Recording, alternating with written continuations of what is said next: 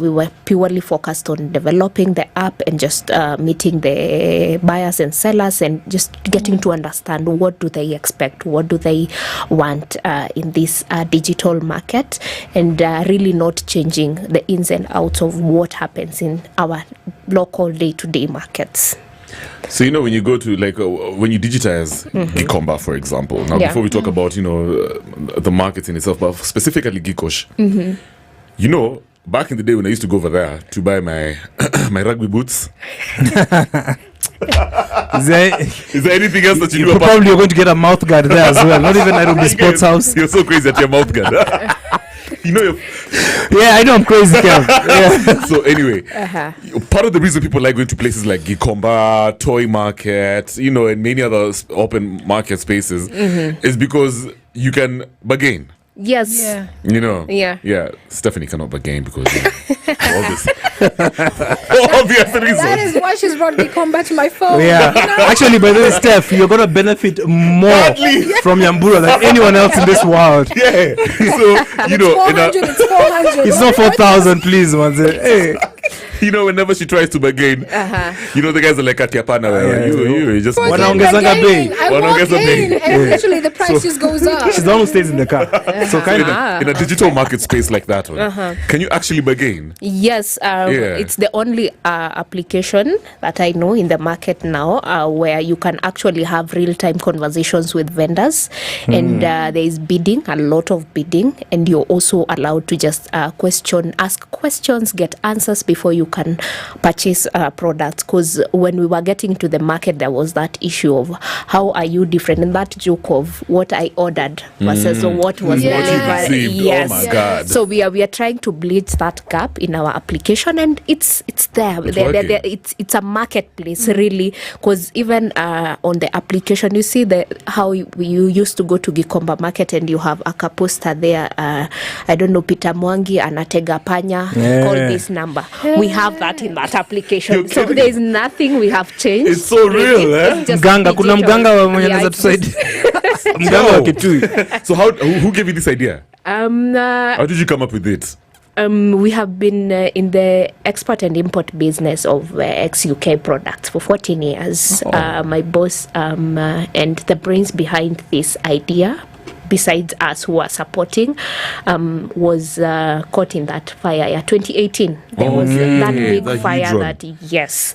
So if nothing else, we sat together and wondered how can we solve these problems that we face as the local traders in the market. Amazing. And also you also know of the impact the pandemic had on the businesses in that market. Yes. So we were trying to think, how can we make this businesses withstand the test of time and be future friendly and future preparedness, and that's where the idea came up, and we thought about it, and that's why we are really not trying to change Gikomba market for what it is. We're only making it more. So if you're not going to change it for what it is right now, for what Kenyans have always known it to be, in my mind, I'm assuming the people who are going to interact, who interact with a digital market space like a place like yours, are educated. They have access to internet. They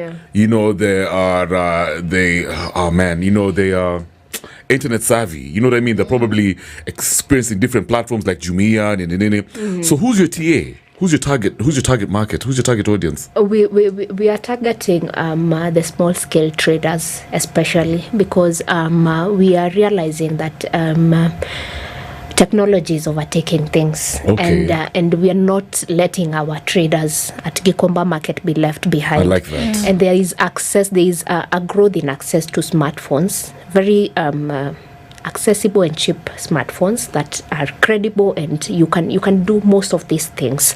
But then you realize for the small traders, there's this idea of, if I need to go digital, maybe I need a website, I don't know, I need what, and it seems like a foreign idea. So what we're doing, we're making this chewable for that local trader, widening the scope for their products and just making things accessible, introducing fairness, business, bridging those gaps of like middlemen, because you realize even people beyond the urban setup want to access Gikomba market.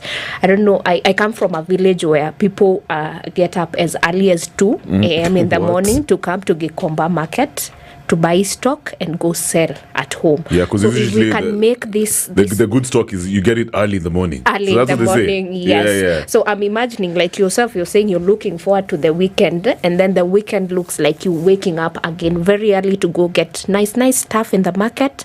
We are trying to solve that for everybody. Yeah. Just making things very easy, convenient, and just bringing everybody to have these conversations and interact, and businesses to just happen. So when you're digitizing Gikomba market, that means it'll come to a point where there's some people who will no longer need to be in Gikomba market because their customers are easily reachable on the phone. Yes. So that would lead to the decrease of actually Gikomba market.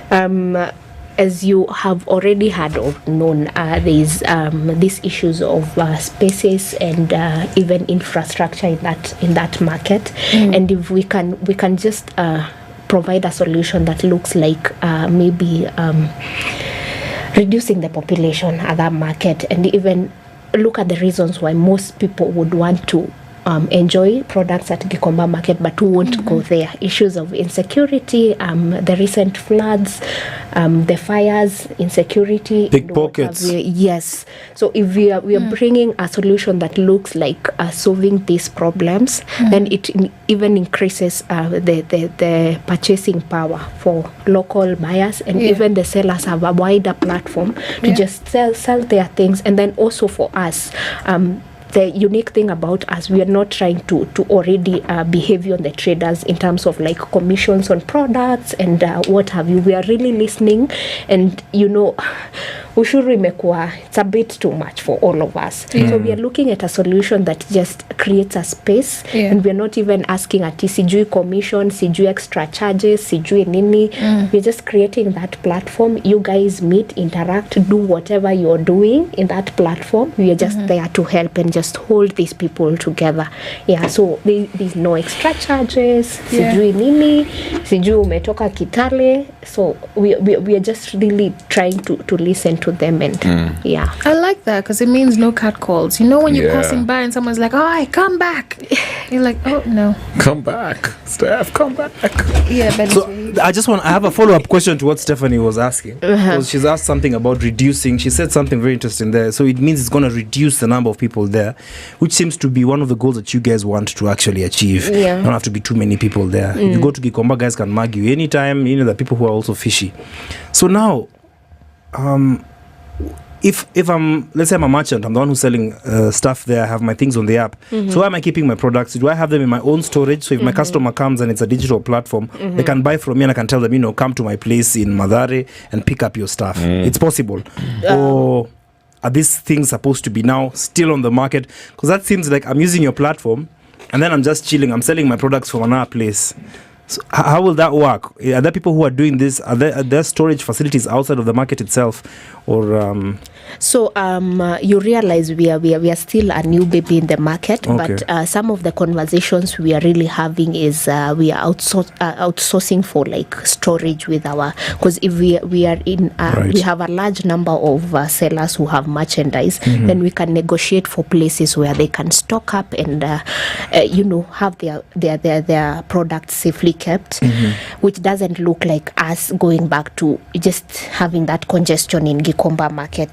In terms of even deliveries and what have you, as we continue making the sales and people interacting, these are needs that are coming up, and we are constantly going back to them and asking, what can we do to improve, what can we do better? So that looks like conversations even with already existing partners, sellers, service providers, and we are just offloading and we are just linking up and just making business easy for everybody. So that looks like partnerships, conversations, friendships, communities of buyers and sellers, and it's just mind-blowing. What are some of the concerns for somebody who's listening and they're like, wow, I want to create a digital market space of my own? What are some of the issues raised for guys who are just getting started, for example? What are the concerns when they engage with somebody like you? Well, Kenyans being Kenyans, we I don't know at what point we got to these conversations. We have real trust issues. I can imagine, yeah. And that includes even money, security, and what have you. And it's something that constantly keeps coming up. And in our solution looked like building that trust between sellers and buyers, because none can exist without the other. So how do you strike conversations that leave everybody feeling satisfied and wanting to come back and do more? So in the application, we have features that look like reviews between customers and buyers and sellers. Service providers are also rated, and that looks like if you're constantly getting a bad rating, we are coming back and asking you, do you think you have a problem? Are you able to improve? And if you're not open to having such conversations, because we are not compromising on quality, then we deplatform you until you can get to that point of, because the customer needs our top priority. And I don't believe you would be in a marketplace where customers keep complaining about you and you're doing nothing to improve yourself. Yeah, it's true. Yeah, so we don't have all the answers with us, but the beauty of our product is that we keep going back to these two groups of people, and they come up with their solutions. And this approach is just to suit the needs of the local person, Pale chini. One thing I like that you said, you always go back to the customer to get feedback in order to improve your product. And this is something that can apply in any industry. But I want to go back to COVID days. Mad. Yani, we saw some of the most astonishing, things happening in the economy. And right now, our economy is also kidogo volatile. Sometimes it's good, sometimes bad. Today, it's hard to even describe what's going on. There are certain companies that were described as winners during the whole COVID thing. For example, Jumia, they came out on top. You know what I mean? In fact, we were talking with the CEO a couple of days ago over here. Still don't know that exact seat you're in. Okay. Moving forward, many Kenyans, I guess, have learned, especially business owners, they've learned from that COVID experience, what would make your company, your business more sustainable in this economy, this crazy economic times that we're living in.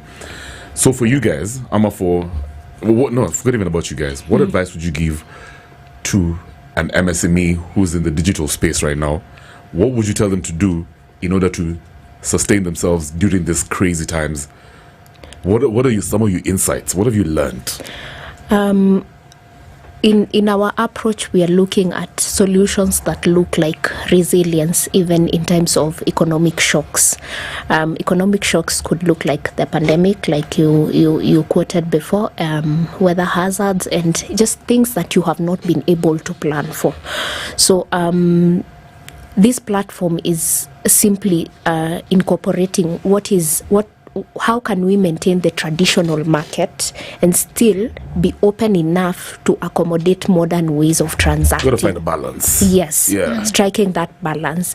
And businesses enjoying some sort of flexibility that allows for these new modern ways, modern ventures to just come in, issues of e-commerce, transactions that don't look like cash transactions and what have you, just being open enough to accommodate these changes and building that trust and growing with them without necessarily changing what we know marketing to be as Kenyans. Yeah, I like that. Wow, that's amazing.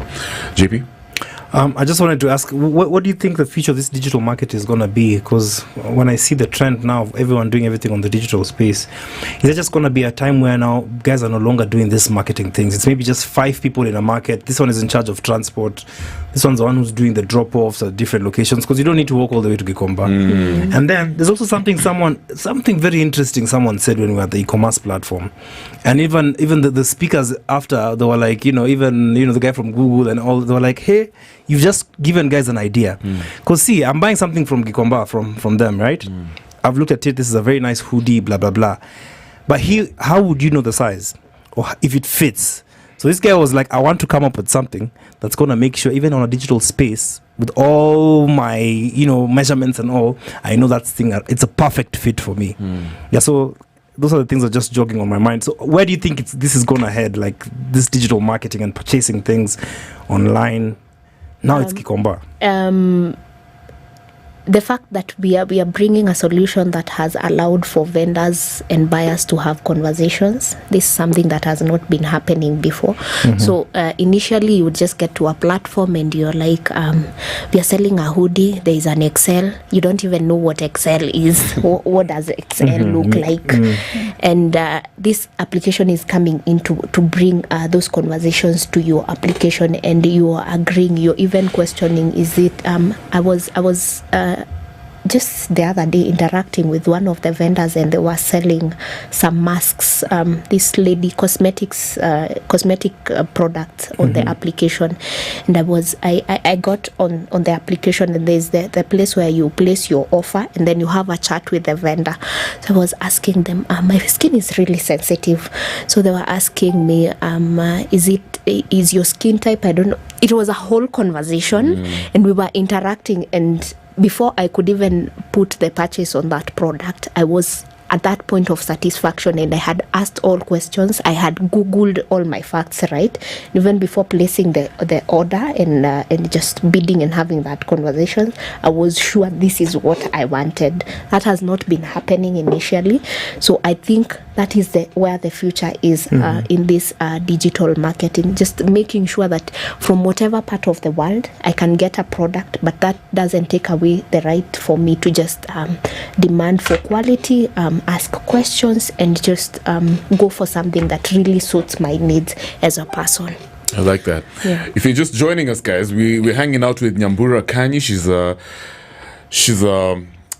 She's part of an amazing, actually a very innovative and disruptive app.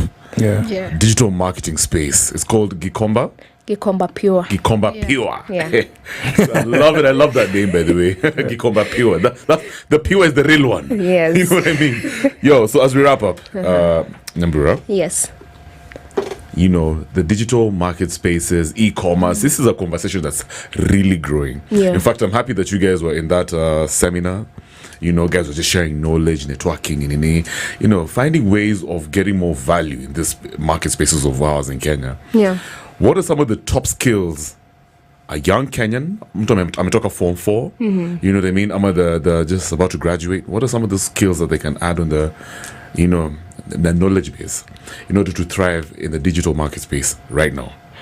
Actually, the other day I was thinking, I'm an undergraduate student at the University of Nairobi, and I was having a conversation with my peers, and I told them, before you get into whatever career you think you want to get into, please try marketing. Try selling products of whatever nature. You see, this thing we used to do back in the day, after Form 4, you're enrolled to some insurance company, and you have to go convince people. You don't even know what insurance is, but you're there marketing insurance. So I would really advocate for just, marketing somewhat entails telling a story, and telling it so passionately that somebody will buy something they had not even considered they would want. What? So the top-notch skill up there, I would maybe advise a young Kenyan to be an organic thinker, and be able to tell your story so passionately that even somebody who didn't have time to listen, they will turn and listen to you and adapt to it. Hold on. Rewind. Pull up. What do you mean organic thinker? I like that. It sounds amazing. But what does it mean? I know in the wave of, you see, this digital era and what have you, there's that wave of you want to, adapt, sway by whatever wind that is blowing, and I don't know what, and we are losing our essence as Africans. We are losing, we are made to think we are not good enough, but really, the problems that exist in our society, we are the people who have solutions. Solutions don't look like they are coming from utopia and coming down to us, because the solutions lie with us. If it's like the simple idea of this application, I didn't need to go to, to America and look at a market. Exactly. And, I am responding to the needs of my community, the people in my country, the challenges they are facing in their normal day-to-day transactions, and I'm providing solutions that even when I approach somebody, they can relate to them. But then we have convinced our kids that they need to be something else, something that we even ourselves can't tell, and that's why we take them through an education system to only tell them at the end of the day there are no jobs for you. But then why are we looking for jobs? I mean, why can't your baby wake up one day and just bake? At some point, we're just going to be eating bread. Let's create value. Let's build things. Create value in our normal lives, and just let people be people. Let's not try to make people otherwise. Let's not complicate this human experience. I love what you just said. So when every time I watch the news, by the way, there's always something about the unemployment crisis in our country, but if you listen to the president's rhetoric, he's so big on this whole digital economy. What would you tell the young individual, the young Kenyan out there, who obviously his parents have spent so much money on a university education, but they can't get a solid job? What would you tell them? And they're giving up. There's a sense of apathy. He's just like, oh my God, I'm hopeless about this country. Atafadhali abroad. You know what I mean? What would you tell them? Because it seems like you feel like this is a land of opportunity. Is that what you're saying also, technically? Yes. I'm just wondering, when big names, big companies are doing like a mind-blowing venture, they always come back to Africa to make their biggest breakthrough. I mean, look at Elon Musk and his... That already speaks to something. There's value in Africa that we are not tapping into because we have been born and raised to think that we have to chase this American dream. But really, I believe we are constantly evolving. There's enough for everyone, and I keep telling people, as long as we keep telling our kids that the pie is small and they have to keep scrambling for this pie, that's not really the truth of the matter. I believe the pie is large enough for all of us to share. You can just have a small piece. Just find your calling, find what you're good at, do it so perfectly that we won't have to go looking for those solutions out there, because the solutions are still within us. So for the person wanting to enter into the digital marketing space, basically market their own products in that space, what would you tell them to gain the trust of their customers, especially when it comes to the whole issue of this is what I bought, this is what I received? I'm a great fan of storytelling. I tell stories for a living. So I am looking at business, even for this application and any other business out there. If there's one thing we can appreciate and Gen Zs have taught us, is the power of social media. Just connecting on social media and just telling those stories as raw as they come. Because you see, like nowadays, anytime I'm making a skit, something to do with the app, I have to listen to what is that song that Gen Zs are vibing to, what is that tune that everybody connects to nowadays. So you do a bit of the tune and then you bring in your product, and we are connecting and telling stories. So I think the future of even any business or any digital endeavor is just blending in the aspect of storytelling and connecting to people and bringing in life into every endeavor that we are doing, just digitally and on social media. Jeez. You seem to have it all figured out, eh? By the way, you come off as a very sharp individual, very grounded, very focused. What's your ritual? How did you get here? It sounds like she wakes up in the morning going, hiya. You'll be surprised. She's got some voodoo. I do a lot of meditation in the morning. I like to lift heavy weights. You know what I mean? I just feel like they humble me. They make me chill. And when I leave the gym and I come to the studio, I'm a beast. What about you? What do you do to just stay solid like this and so sharp, and you have such a nice positive mental attitude? I ground myself on love. I love love, and I believe anything done from love, anything that just finds its basis or foundation from love, just blossoms. You don't even have to try. I base this because throughout my 5 years in school, I have been in student leadership. Even when I was doing this innovation, the Gikomba Pure, it was out of love for other traders within the market. That's amazing. So if nothing else, not profit, not anything else, it's just that love and just connecting to people and just being there, presently there for people. Wow. JP, you're in business. Do you love your people? Do you love your clients? And nowadays I'm stopping to love some of you are really just, but anyway. Penda client. Si kila mtu. Kuna wengine wanasumbua, but I really love, that's really humility. amazing. I mean, Yeah. it's a basis of humility. Yeah. We commend you for that. Yes. Yeah, So for let real. me take you down memory lane.